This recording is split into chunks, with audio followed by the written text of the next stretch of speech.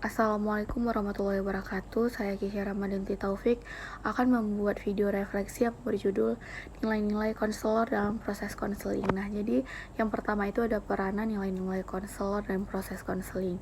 Nah, jadi nilai-nilai konselor ini mempengaruhi semua aspek proses terapeutik, termasuk strategi penilaian, tujuan terapi, mengidentifikasi masalah klien, apa yang akan terjadi. Jadi fokus pengobatannya itu ada pilihan teknik dan evaluasi hasil terapi. Nah, jadi si klien ini dipengaruhi oleh nilai-nilai terapis dan sering mengadopsi beberapa dari nilai-nilai ini. Jadi si konselor ini perlu nih mempertimbangkan peran pengaruh pribadinya dalam praktik mereka. Nah, jadi sangat penting bagi si konselor ini untuk menyadari sifat dari nilai-nilainya itu, bagaimana keyakinan dan standar mereka saat beroperasi pada intervensi yang digunakan dalam pekerjaan profesional. Nah, jadi di sini tuh si konselor ini bukanlah untuk meyakinkan si klien tentang jalan yang tepat untuk diambil, tetapi untuk membantu mereka mengevaluasi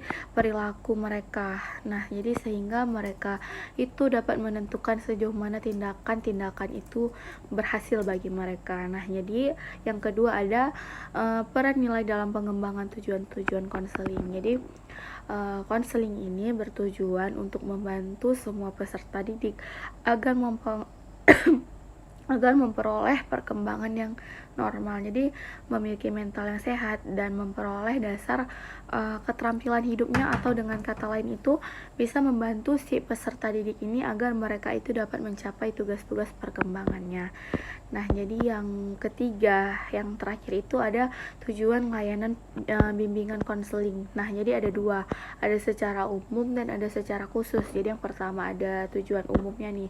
Jadi yang tujuan umum yang pertama itu agar si siswa itu dapat memperkembangkan pengertian dan memahami dan mempunyai pemahaman dirinya untuk mencapai kemajuan di sekolah. Nah, yang kedua, agar si siswa itu dapat memperkembangkan pengetahuan tentang dunia kerja, kesempatan kerja, serta mempunyai rasa tanggung jawab dalam meraih peluang dan memilih dalam suatu kesempatan kerja tertentu. Nah, yang ketiga, agar si siswa ini dapat memperkembangkan kemampuan untuk memilih, terus ada untuk mempertemukan pengetahuan tentang dirinya dengan informasi yang ada.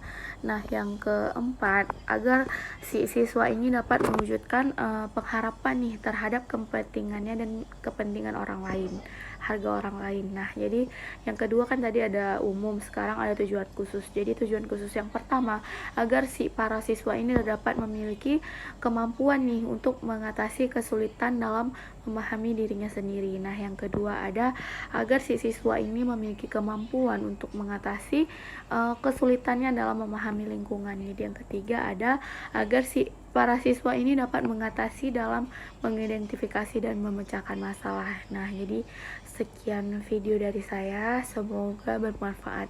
Wabillahi taufiq wal hidayah. Wassalamualaikum warahmatullahi wabarakatuh.